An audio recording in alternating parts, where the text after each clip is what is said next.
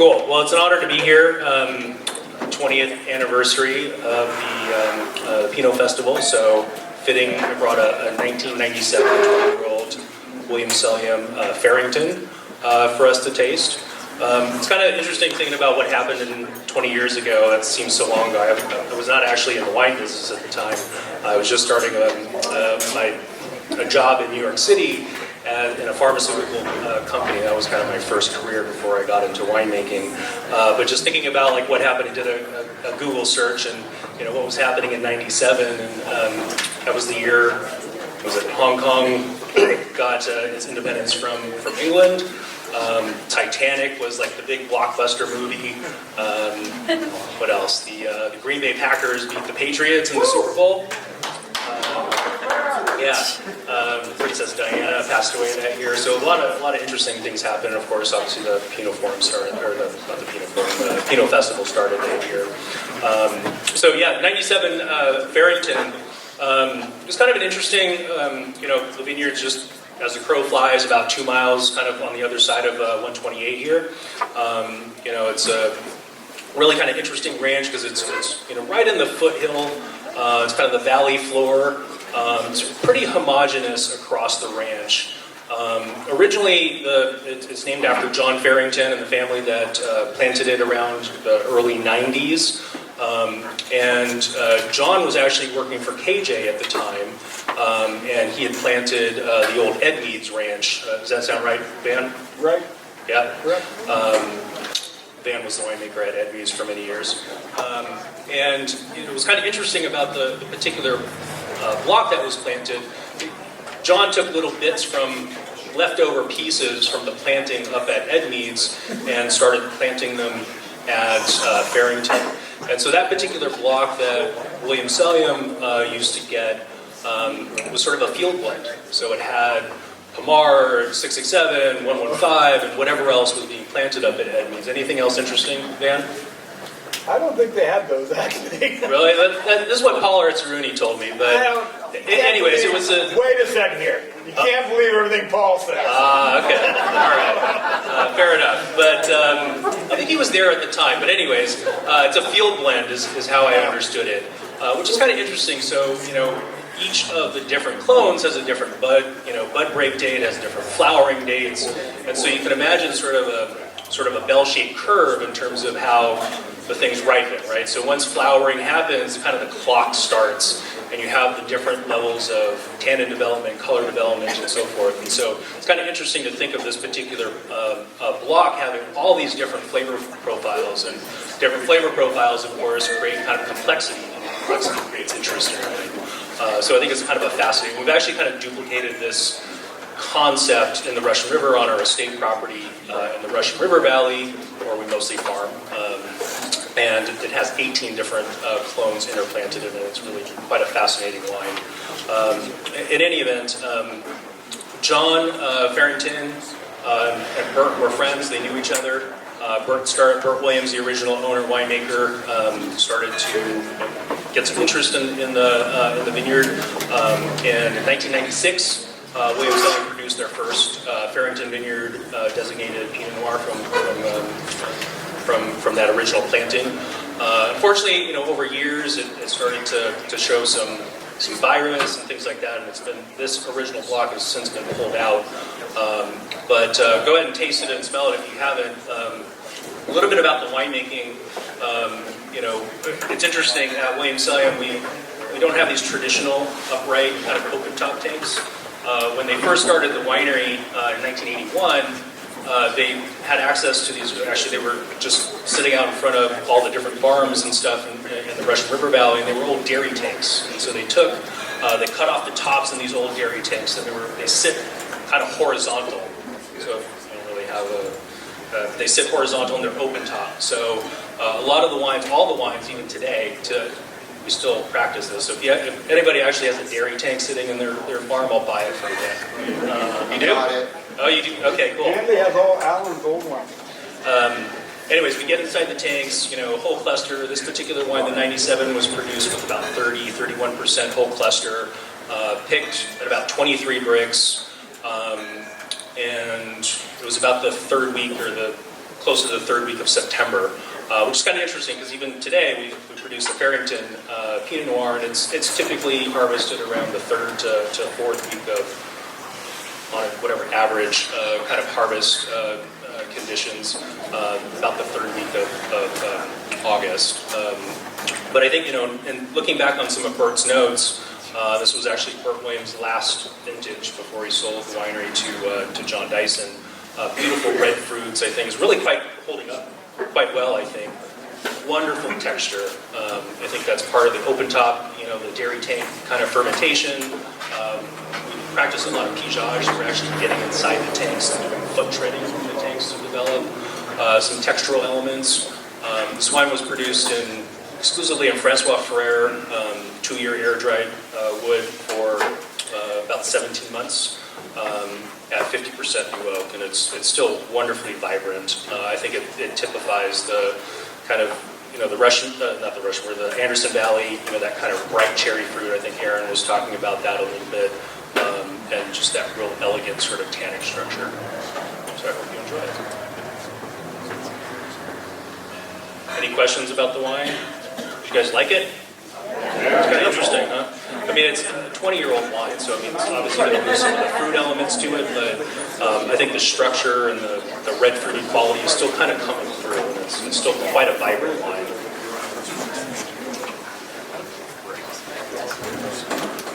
Question: the alcohol is 13.3. Yeah, pH is about 3.6, 5, 3.6, 7.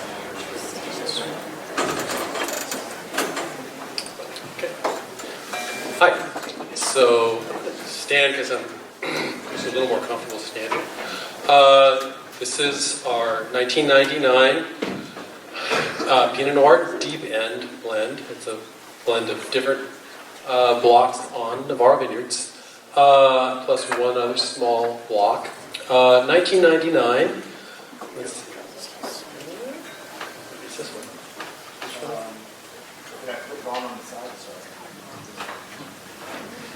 Take care of it. Great. So, 1999, we were excited about a lot of stuff, but mostly we were excited to have our own backup. And Vern Bolt is already jealous, I can tell. Let's see here.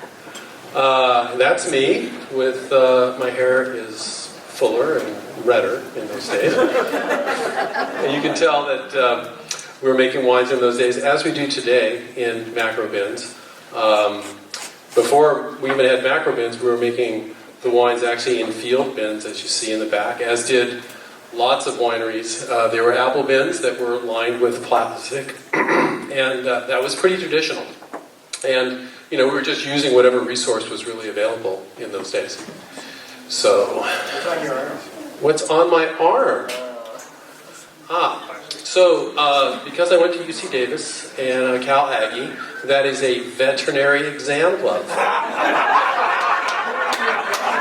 At this moment, I'm examining a red wine for its fermentation bricks. It looks like it's coming right along.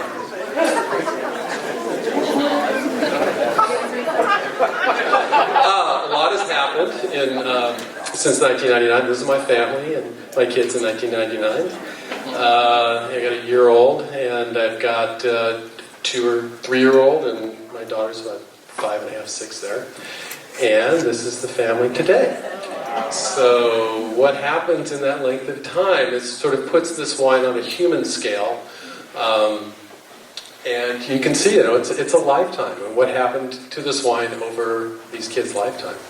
So, let's see. This photograph here, to me, really tells the story of the 99 vintage. And so, why do I say that? Well, this photograph was taken during the Chardonnay harvest, November 4th. Chardonnay, November 4th. Okay?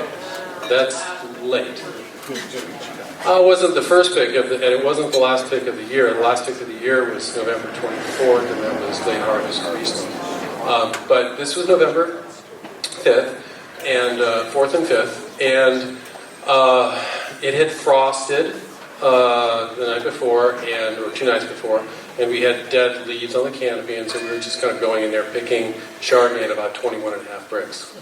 But what also kind of says that this is a 99 vintage is you see, this is sort of below the Navarro Pond, and there's the pump house there, and there's some plastic tanks there.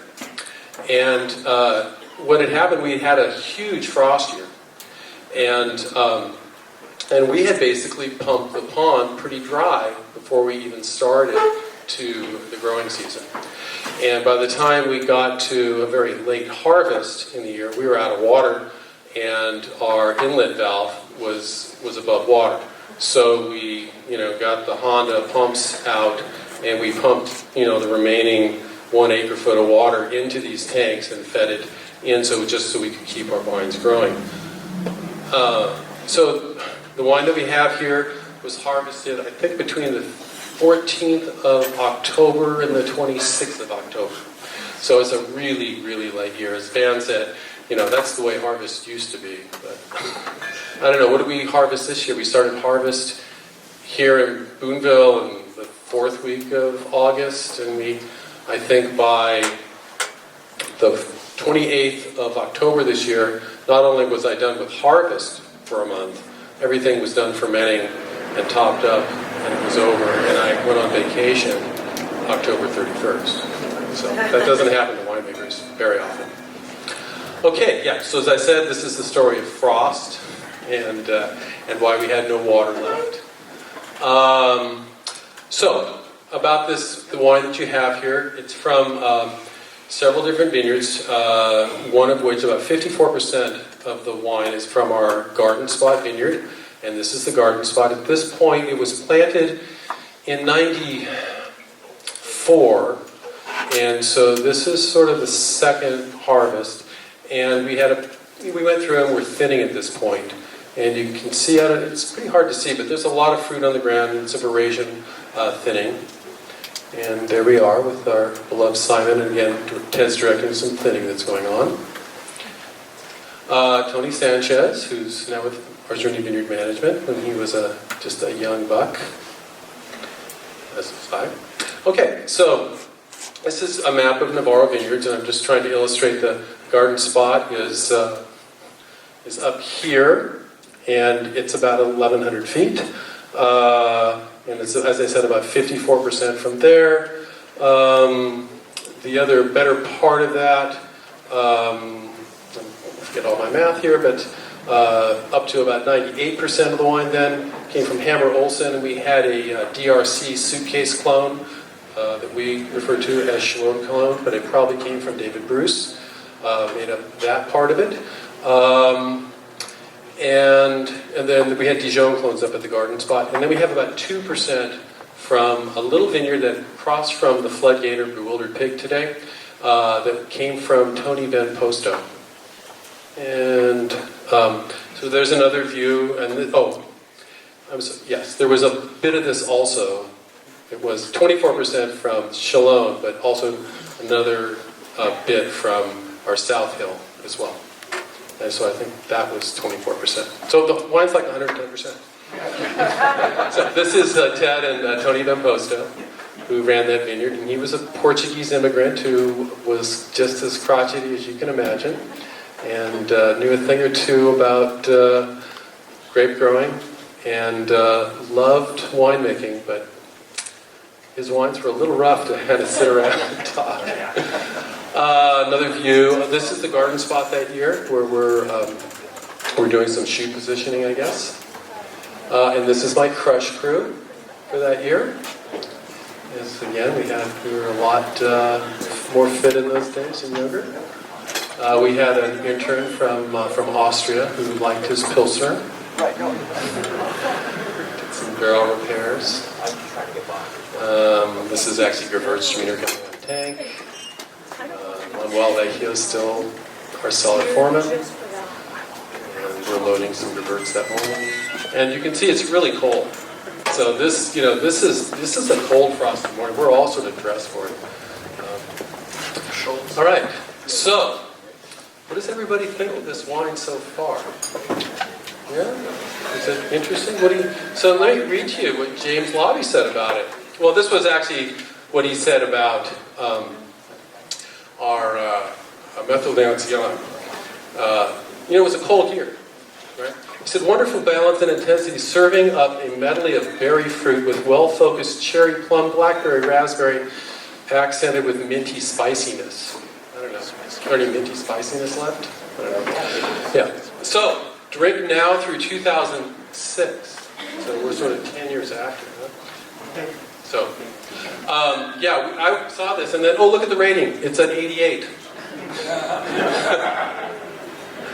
I was kind of upset when I saw that, I have to say. God, I'd be fired if I was in the Napa Valley and got that score. But then I went over and I said, well, how did everybody else do that year? How was the Wine Spectator predicting everybody else? And you know what? They totally dissed the Anderson Valley that vintage. Look at this. We've, Bannister, 87, Copenhagen got a 91, but there's some related party stuff there. Edmead's 99 got 86. Ha, man. Elke 86, Goldeneye 88, Hanley 86, La Crema 85, Navarro 88. Feeling better. William Salium 90. So that gets you fired. No. 88 Road. Oh, then I wanted to also say, since our nose here, I didn't want to leave out. Here we are with Brut, L'Hermitage 88, and Brut Rosé and L'Hermitage 87. It's like, they totally dissed this vintage from Anderson Valley. And the one thing about cold vintages and late vintages is they do retain their acidity, they retain their lightness, and they really have a life. And they don't taste so good 2 years into it. They're pretty hard, and they're hard to get your head around that. But eventually they come around, and I think the wines are really some of the most long-lived and livelier of them. Chris. Well, you had any taste of this wine prior to it being sent around to everyone. And I'll say that Michael and I in the back, we tasted it. A lot more herbal accents to it. The heirloom tomatoes and different styles of heirloom tomatoes were coming out. And the way it is filled out in this glass, it's amazing. You asked me to look at the corks. I pulled one back just because it has a line in it. And I think the corks were very well done. And the fact was, it was consistent through all the bottles that we tasted through. So that really showed that the commitment to quality here was there, definitely back there 20 years ago, definitely. But I think that one thing about Laube and some of these reviews, it goes through sequences. It just I think there's certain things that are off. Usually when Laube really disses one, it usually ends up being really good over time. And that's where he just, I don't know if it's a bad year for him or what, but, the 98s, and things like that. You're like, oh, wow, man, what were you tasting? Were you on, something different than us? But the fact was that this wine, right out of the bottle, was tasting good, and I think it's even showing more now. And that's the great thing about putting it in a cellar. Thanks. I think that I've never met Mr. Laube. I don't know anything about it. I look at his notes and his palettes, and I read Wine Spectator. But I will say that he did like the 2004, which, and I think that stylistically, he's looking for this bigger style of wine, and he likes those vintages that are a big style. And our 2004 was a big year. It was a big ripe year, and it was an early vintage, and we had some pretty hot winds that desiccated or at least concentrated our fruit flavors. And so, he doesn't have that Dan Berger palate, which is a lighter style palate. And so, if you like wine writers that like concentrated, deep, dark, rich wines, Laube's your guy. If you like somebody with a little lighter palate, to other people. All right. Any questions or comments more? Yes? Did I read that correctly? It's $19 upon release? Oh, that was the Method Leoncian. The wine you have here was mostly sold to our wine club in a pre-release barrel, in a barrel. And so people purchased that for about 27, and then when it was released, its retail price was 36, although if you were a wine club member, you could buy for about 33. And it was in the library for a few years, and the last price was 65. So, yeah. Let me just say this, your Anderson Valley Pinot for pre-release price under $20 is just a friggin' steal. Just buy all you can. Thanks, my kids are still in college. We're trying to get them through without debts. All right, thanks.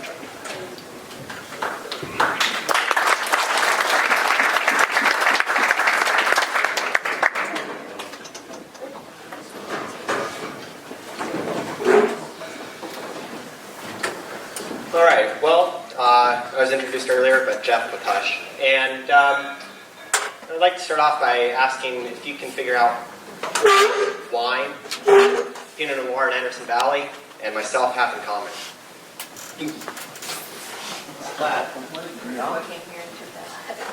Yeah, I don't know either.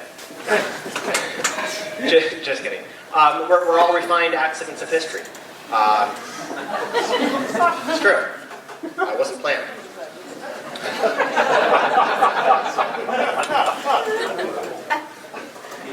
Later. And Pinot Noir here in Anderson Valley. It was not really something that, initially was given a nod. Climate had kind of proven that red wines hadn't been successful. And up until that point, some hadn't tried, they'd failed. And it turns out that against a lot of the naysayers, Tony Hush decided to experiment and push that envelope a little bit further. And in 1971, we were able to plant our first Pinot Noir. That is the Knoll Block of Hush Vineyards. It's still thriving today. It is the original planting here in the valley. And it's really kind of proven to, kind of pave the path for what we are all here to celebrate today. And it's really interesting when you see something that was very unknown become so successful.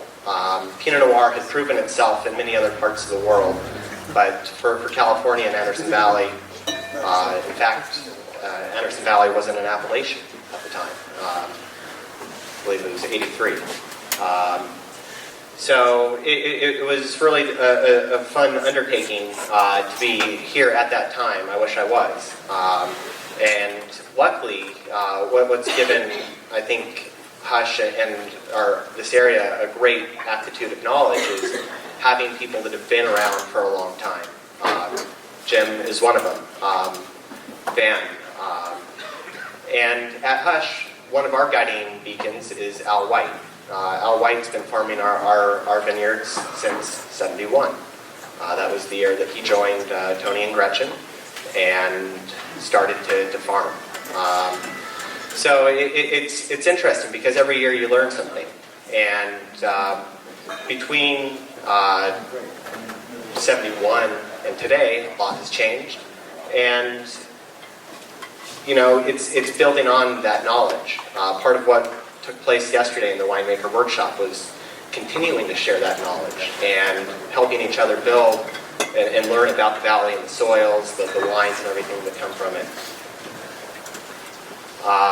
This is the harvesting back in '73. In '73, Hush made the first Pinot Noir here in the valley. Prior to that, the Pinot Noir that had grown, it was sold, I believe, for 1 year prior to us making a small batch. But most of it was sold off in the early years.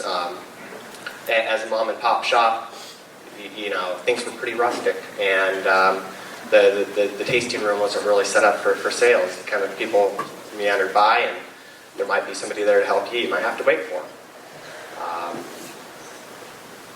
But we were able to, persevere every year, learning something. And in those early years, we were putting grapes in a bin and using a 2x4 for punch downs.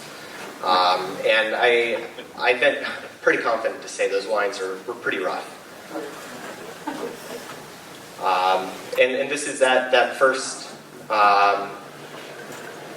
production that we did bottle, and it's something that we kind of now joke about. If you look at it and you see the vines, fortunately there's no sound coming with this, but there's a nice David Bowie soundtrack going on right now. Sure, yeah.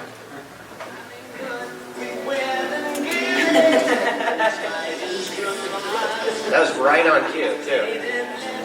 So yeah, those old vines kind of look like the spiders from Mars coming down. You know, we're a folky crew, and it's just kind of funny how things have evolved from being very rustic to today very refined and I think elegant. And the history of it is great. And now we'll get into the wine that we have here before you, which is the 2003 from Hush. It's a blend of Anderson Valley. Regional blends are wonderful in the respect that you're not limited to just one site. Every site presents so many different attributes.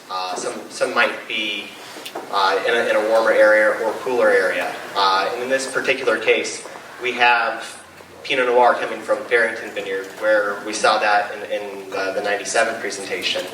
And it's spanning the valley from points, the old Day Ranch, to our estate at Hush, and then onto the Wiley Vineyard.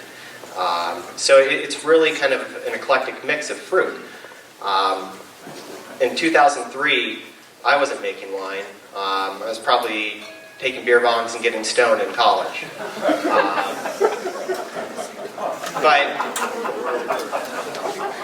But let's erase the problem. Yeah, he's right. So it's what I remember about that fall, though, is it was a very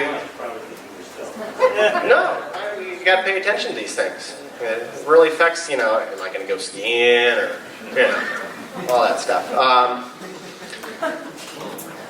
It was a very warm, extended fall. It was very much an Indian summer. And historically, looking at the weather data, it continued to be warm. So this is a very, in my opinion, kind of a warm year, a long growing season. You kind of look at the numbers there, and it doesn't say that.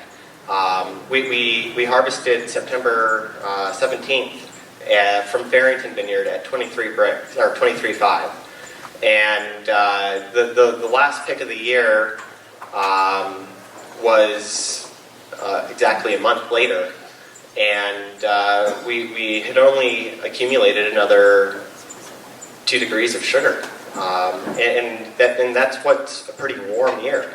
So, without having prop record of, what may have led to those numbers staying so stable, it's kind of going back to that Dalmatian analogy. You can go around the valley and things kind of pop up in different ways, different times.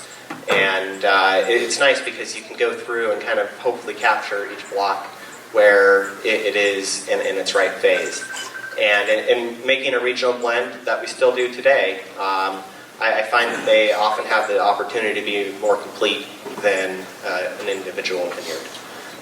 Individual vineyards are great because they do, show a site and unique character, and it's neat if you can reference that year after year after year.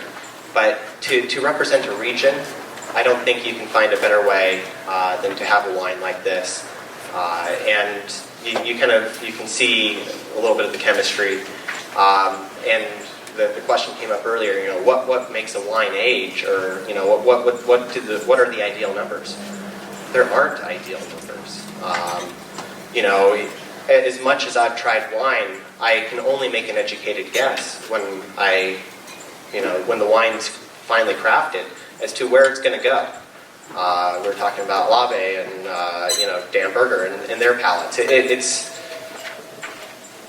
everyone's geared differently, and we get the opportunity to kind of refine what it is that we like in time. And it's really kind of, I think, neat to see what warm years, cool years, and how various chemistries have all aged. And truth be told, I think so far the first 3 wines have been great. I haven't tasted the 4th one yet, so wait for Phil to spill the beans on that one. This contains fruit from our estate. Yes. Yes. It's a blend from really all of our vineyards. And at this point, I'd like to see if anyone has a question or comment on the wine that you think would be interesting.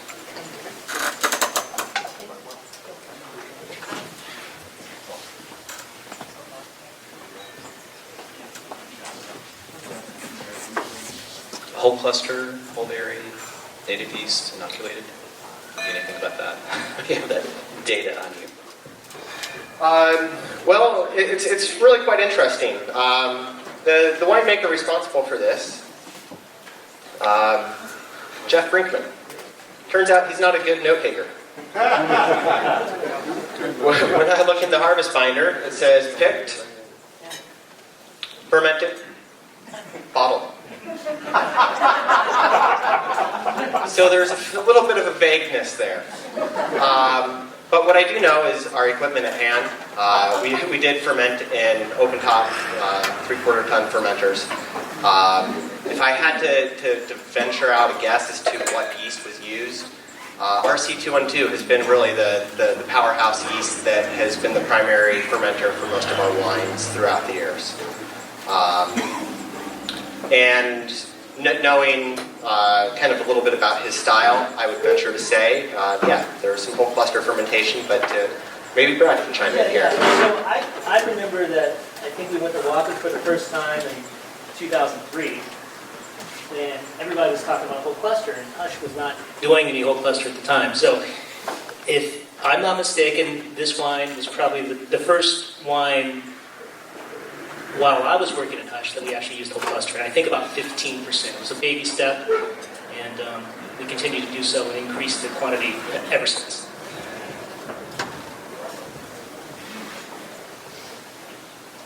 Anyone else? Do we know the original clone? Yeah.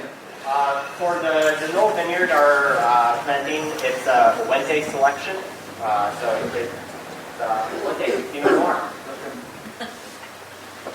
I love the kind of cherry cola kind of note of it, and that's why I was kind of asking that question. It's holding up brilliantly for these years gone by. It has a lot of structure to it, and I think it's that whole cluster. It's just that structural point of it. It's beautiful. Yeah, the stem tannin definitely gives the wine the opportunity to age a little bit longer, but it's not going to be the only factor ultimately that makes the wine age. We don't know exactly what that perfect combination is. If so, we'd all be doing it. All right, thank you.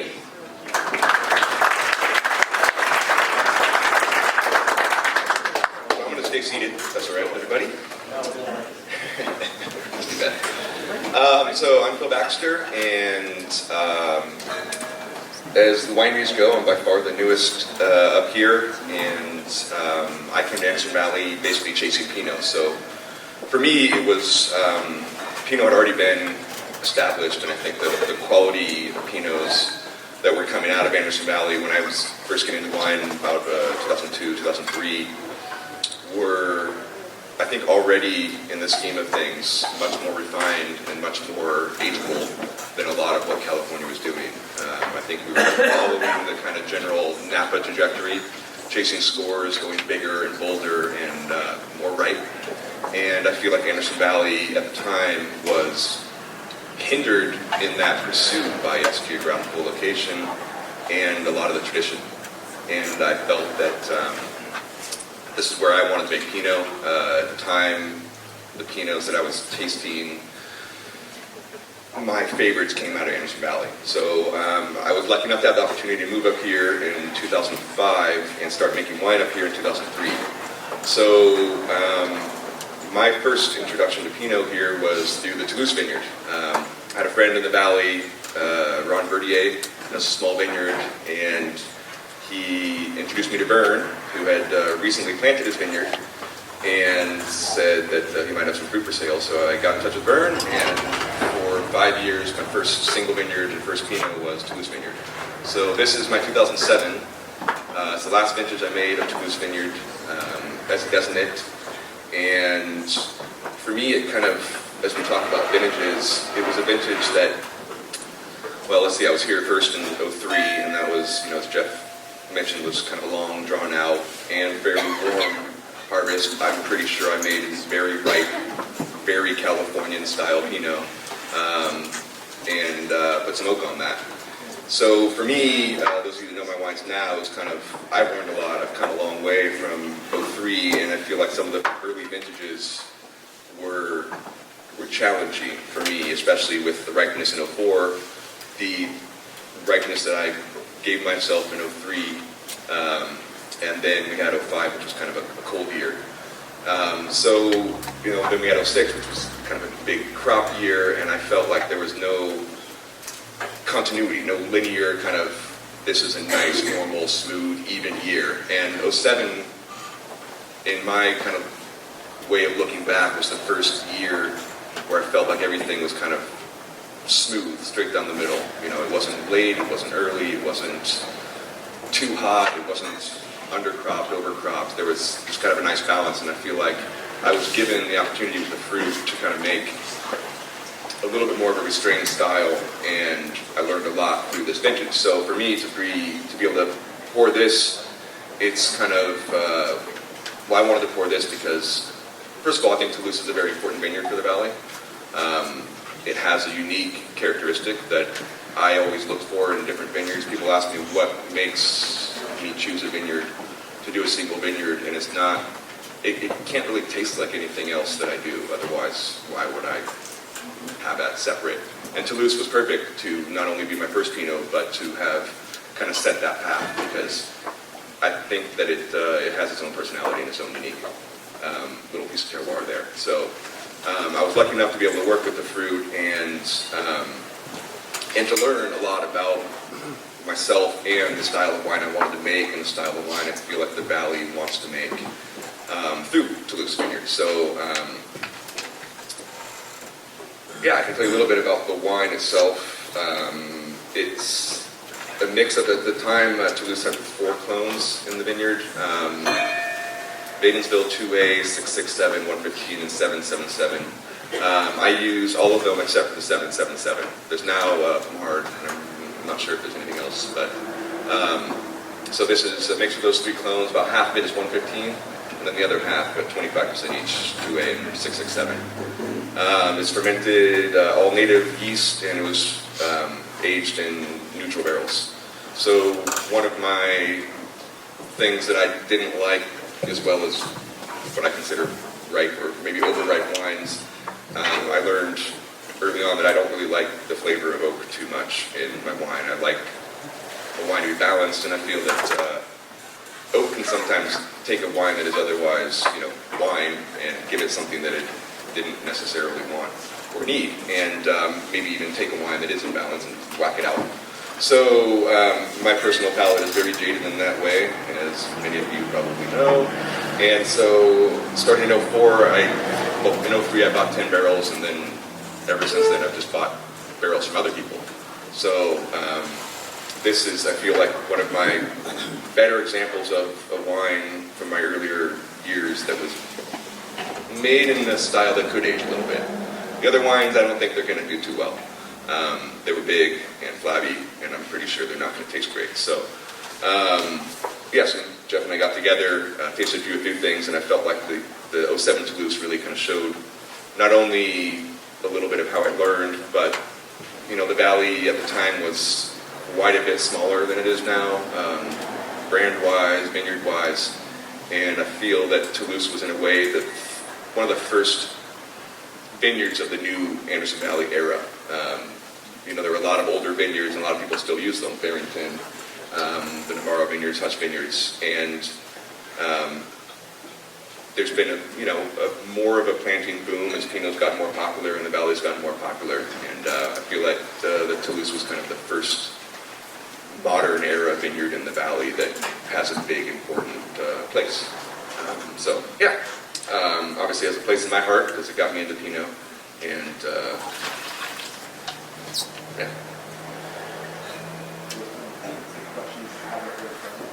Sure.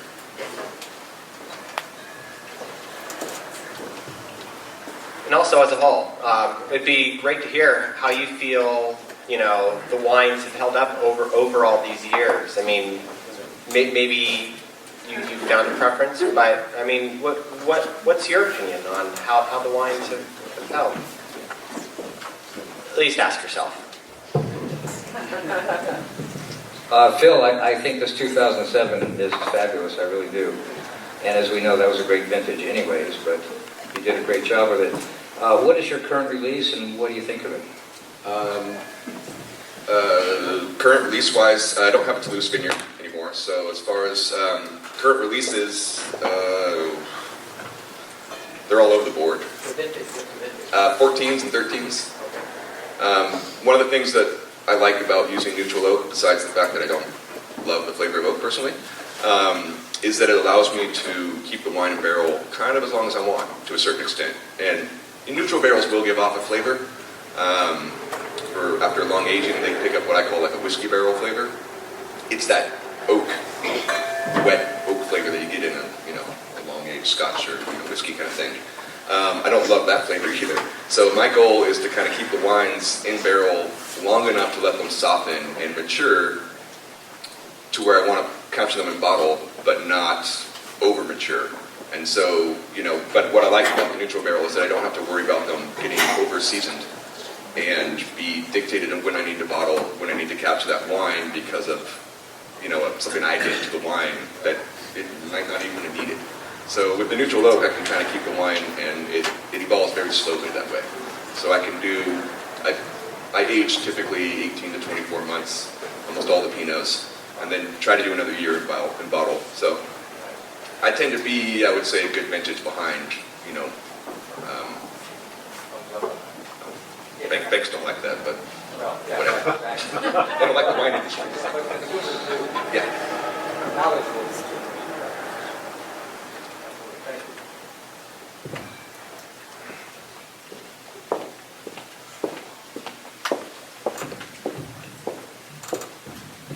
And both the first two wines, both of which, by the way, I like a great deal in the mouth, but clearly they're showing little signs of oxidation. I'm just wondering when you thought the optimum time would have been to drink these wines, which I assume would have been a little bit earlier.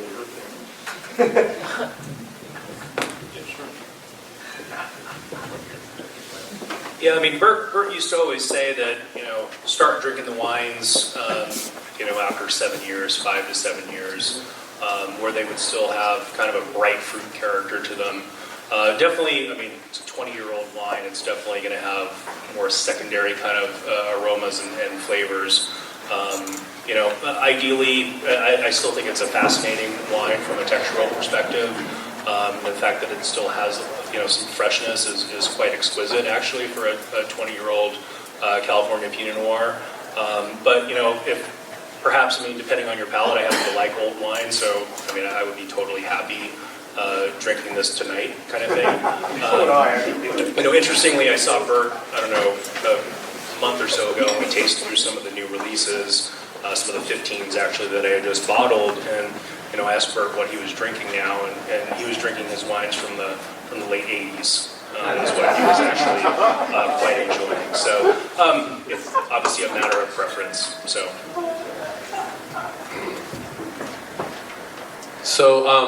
let's see.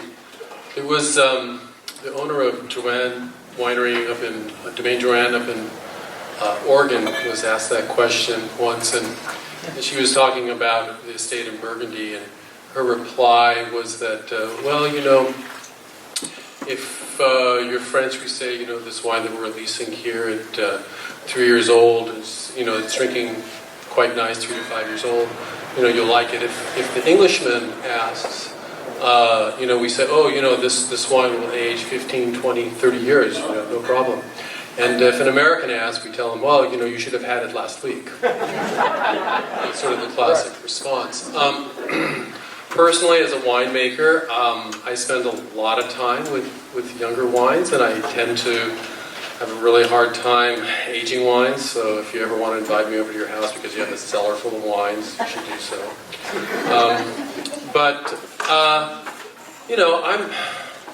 I usually am disappointed with older wines in general. Those sort of aged qualities are, the wines aren't really what they should be. But I was actually really taken with this wine because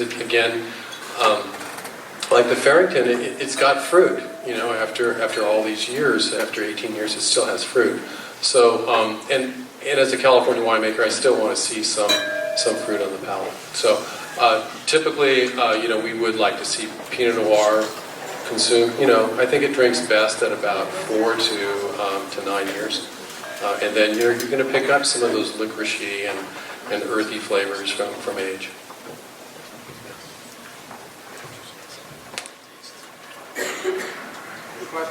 Other questions?